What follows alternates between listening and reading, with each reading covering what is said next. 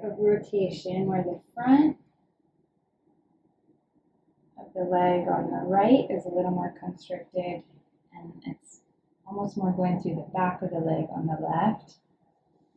So not exactly uneven hips, but like the pattern of use in your thighs and into the glute muscles are carrying a little bit of rotation there. And that can give an effect like it's shortened. But it's actually much easier to fix than if it's an issue in the bones, which is quite uncommon. That's good. Mm-hmm. I'm not super pressing down here, but just kind of giving your nervous system a chance to start picking up and calibrating that symmetry and noticing the difference from side to side. So as I just give kind of even symmetrical pressure,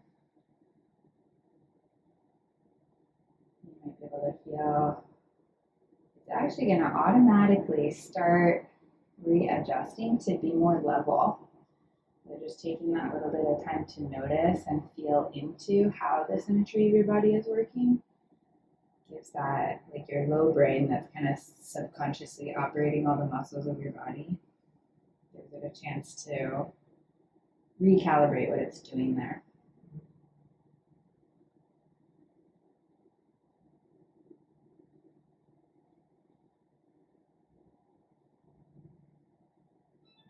I can feel that, how the right hip is, like you were describing, it's operating a little bit differently. I'm still not really doing a lot of pressure here, but just giving myself a sense.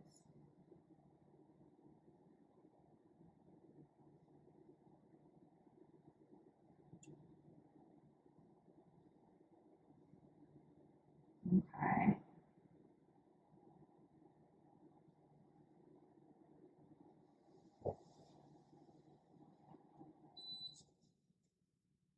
Just let that AC settle down there.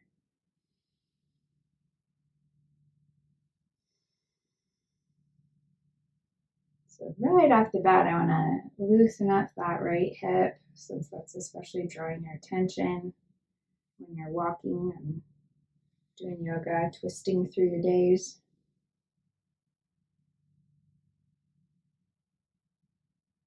You might be able to notice just even that counter pressure pulling you into a little position that's not how your body would have to sit. We're already getting some adjustment in the fascia,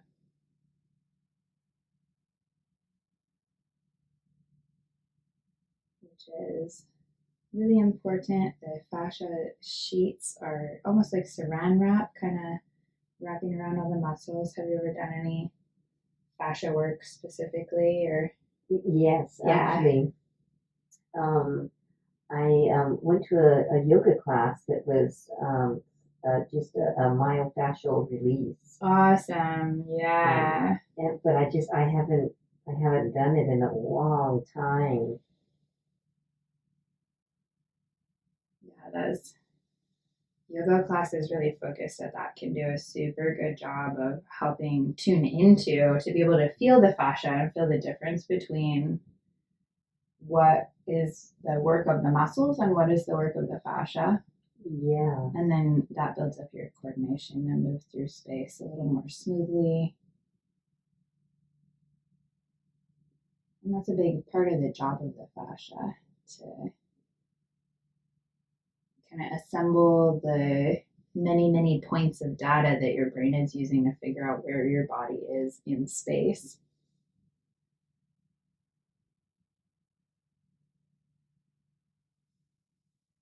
So we're already hearing I don't know if you feel it more like hearing or like thumping. Sometimes people would just feel the vibration of the change. And some people get kind of like a sparkle, like a feeling of there's a color flashing through almost, where we're trying to tune into those senses Mhm. that are a little less frequently used. We're like borrowing other senses to understand it a little bit. But I can feel that sensation of the fascia where there's adhesions or just places where it's not moving as effectively. They're just automatically dropping back into a more neutral position as we just slightly tug on it. Well, I can definitely, I can feel it with my tailbone. I can feel it kind of release. Yeah, there's a lot of connected tissue around that through the sacrum, leading into the tailbone. That it's almost like woven, that the bone is woven into the muscles that are anchoring around it. Yeah.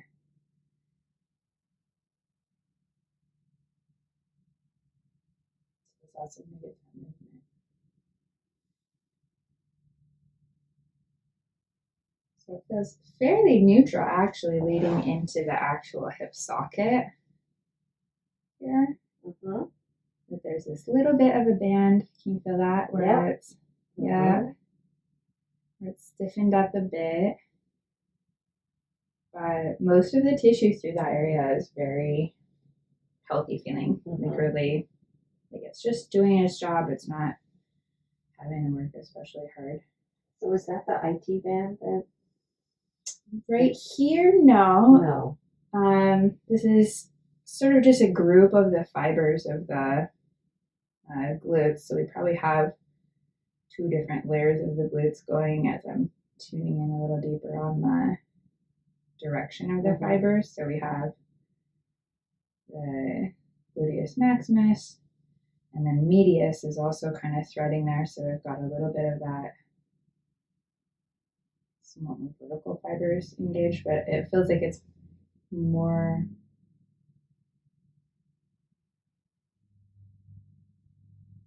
into the medius. It's actually grabbing across where we've got that head of the femur and the pelvis attaching. So it's just some of the muscle fibers that are a little bit less coordinated right there. But the way that the femur is moving relative to the pelvis overall is it's actually pretty smooth, pretty comfortable. So the IT band is running more on this lateral edge, the outside edge of the thigh, and it actually goes all the way down to the knee and has some attachment that goes across into the knee. And it's a little bit on this side, close to where we were. And then the muscle that's operating it is more in the front of the thigh, slightly more forward right here. So you can feel that. Oh, yeah, that's where we've got some more restriction coming from. So that's the tensor fasciae latae, or TFL. And it's not a very big muscle, but it has a big impact on the action of the IT band. So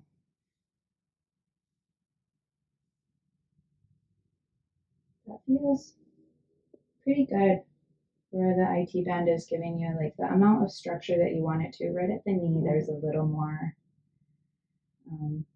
limitation where it feels like it might be in a habit that's not quite as smooth, just right at that bottom, kind of feathering across. If that makes sense. Can you feel? Yeah. Yeah. So then grabbing the rest of those glutes. I'm just sort of generally loosening it up so that we get some circulation turned up. That'll help the feeling of awareness also turn up as we get the nerve endings stimulated.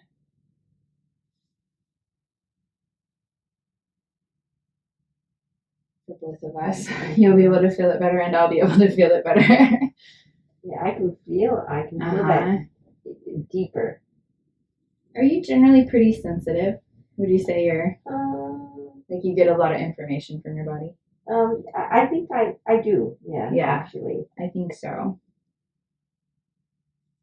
Some people are more, some people are less, but a lot of times it's It has a lot to do with the fascia. I don't know if it's conclusive science yet of like that more sensitive people might have more nerve endings in the fascia or just higher volume of the information coming, higher priority in how it hits the brain, like where exactly it is that the difference happens. But your fascia feels like people who have a little more sensitivity generally. Yeah, to me. I'm not sure if it's, from all the years of yoga practice. It's just, kind of helped me to be a little bit more aware of my body and, to just pay attention to what it's telling me. That definitely helps. I think a lot of people are kind of born like that too, that it's just if you have a more sensitive system, you might be more likely to practice yoga also because you get more out of it. It's more rewarding feeling when you have that information compared to people who like try to do something and they're like, am I doing it right? Am I doing it? Is anything happening? And it's not as much info. Yeah.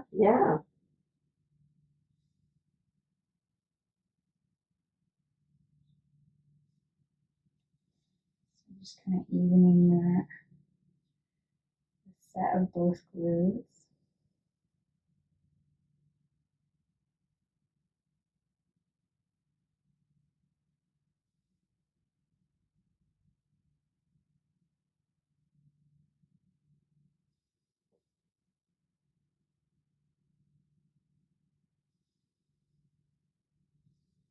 And there's that T-band again.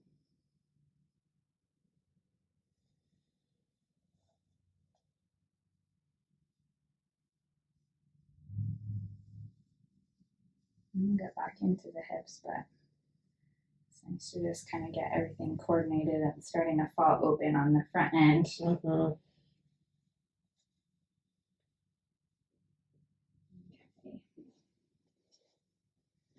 Tuck in a little bit. It makes the world of difference in the quality of your either photograph or video.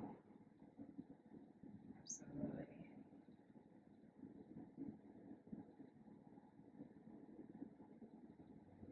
I feel like I'm still so early in the process. I'm still just like trying to figure out how to keep all the batteries charged and storage cards with enough space on them. That's like my brain's already at maximum load, keeping track of all that. Right? Yeah. Getting the scaling kind of popping up in right there.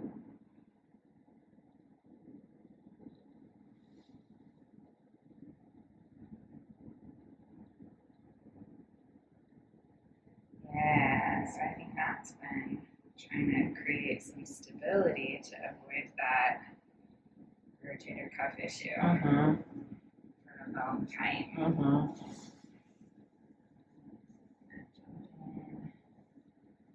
See if I can really just get into the top of. So, did they talk to you about what exactly the rotator cuff injury was? Like, which part of it? No. Okay. Rotator cuff is a funny one. People, like it's useful to think of it in terms of the rotator cuff is injured because all of the pieces will be struggling if one of them is having a problem. But it's not like the ACL in the knee where there's like a physical structure that can just have damage itself. It's actually the collection of the four muscles that are the most involved in creating the rotation movement of your shoulder.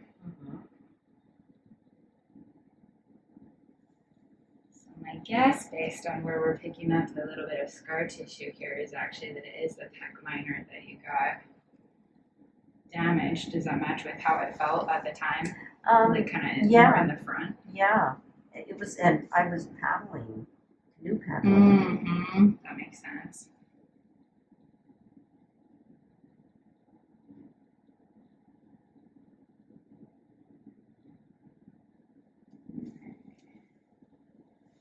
Let me see if I can just subtly convince it that it has some new options.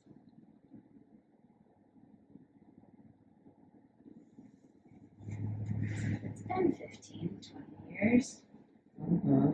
And there's nothing structurally wrong left at this point. It's just the scar tissue being like, kind of holding on in a way that is making your movement have that little bit of a glitch. Mm-hmm.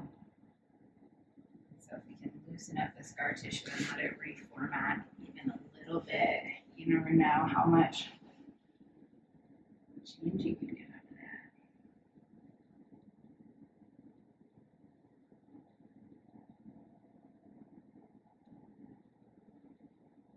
It is opening up for me. I'm excited. Nice.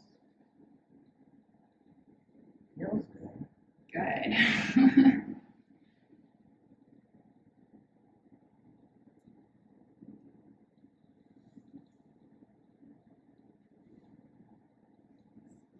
Right here. Let me know if I'm poking you too much or giving you things. All good. Really stabilize. It's really specific. And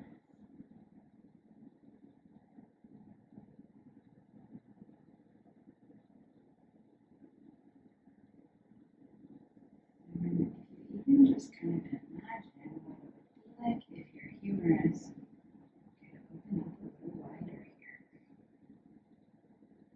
Yep. We're starting to give that new instruction. That's probably like you've never quite given that exact instruction Uh-huh. for a long time, right?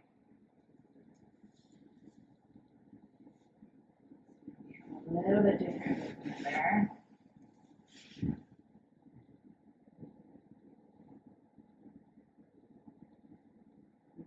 Stay supporting at the wrist. And just see if the elbow will keep sinking toward the table for us. Perfect.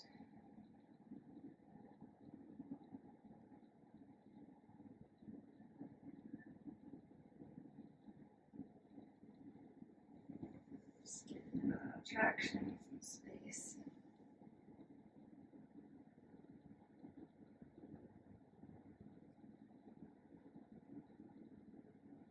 Slide in. Right here, it's just about to give us even another like couple millimeters of rotation. It's gonna let that bone drop back where it really wants to be.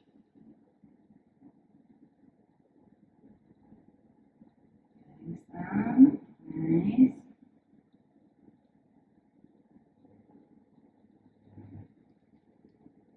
Perfect. Bring that breath in.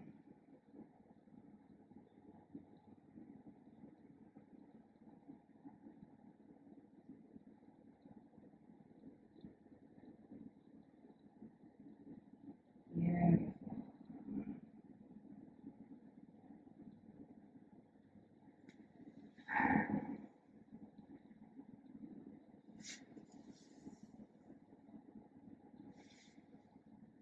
How's that movement feel?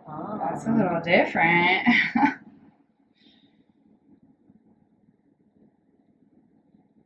pretty happy with that. That's about as much as we should ask for one day.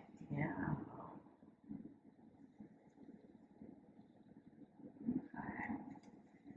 Let's turn it over. I'll stop the recording so it's not.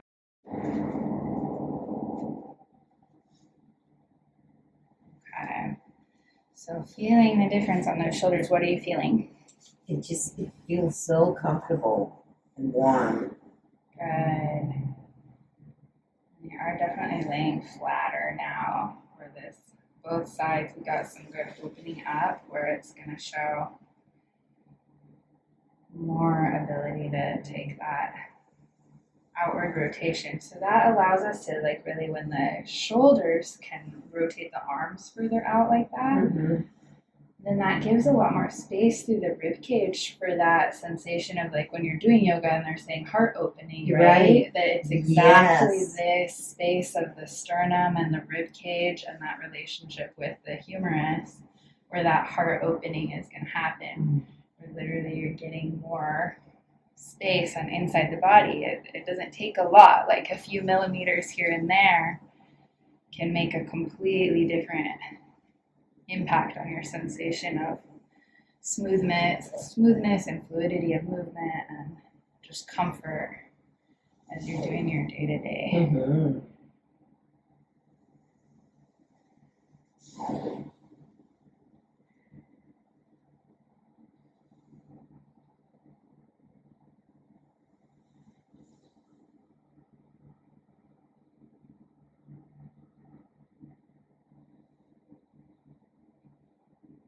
Right here we have a little bit of resistance happening, so I'm just going to pause and basically like let your nervous system find me, because at first that sensation is a little confusing in places that have been lower coordination, either because they're contracted down so they're not circulating as well, so the nerve isn't getting as clear of support, and then it's sending more static, right?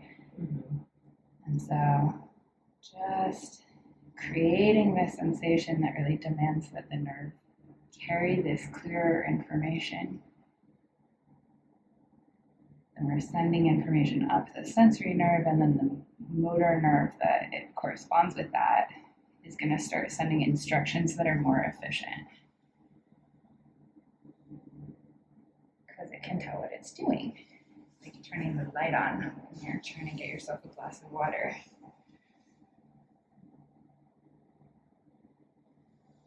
And just have smoother movement. You can tell where you are in space.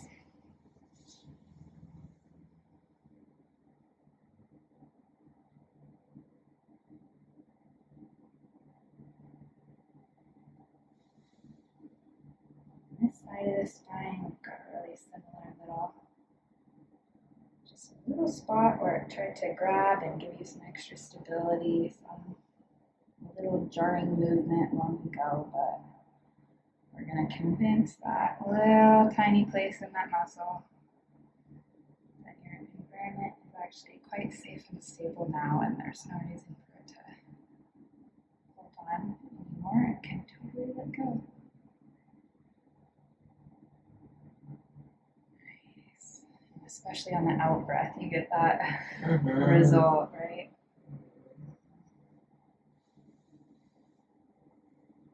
So let's keep bringing the breath into that, just using that low belly breath,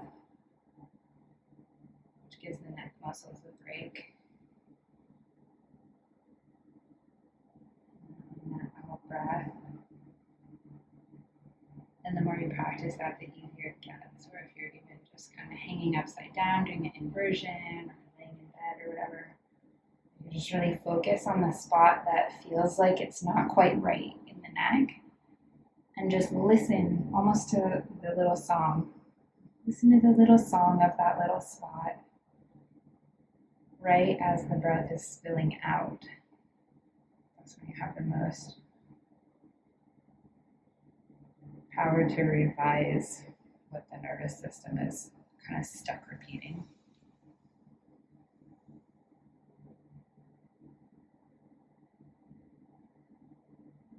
And that in-breath.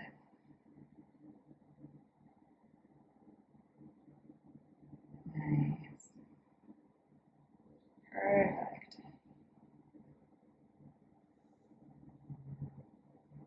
Yeah.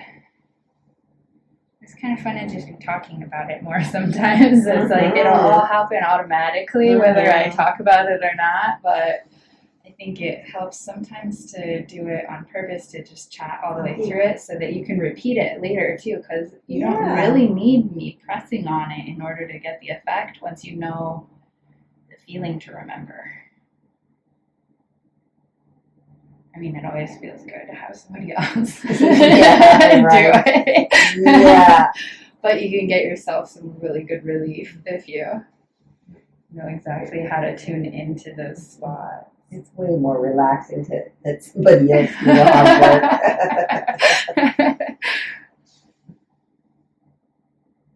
Yeah, I'm a big fan. Myself, I get quite a bit of massage as well.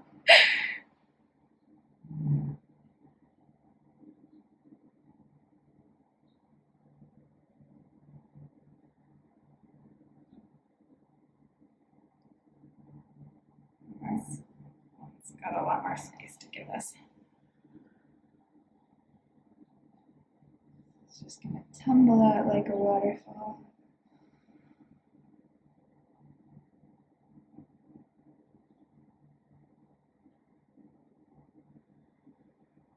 Yes, perfect.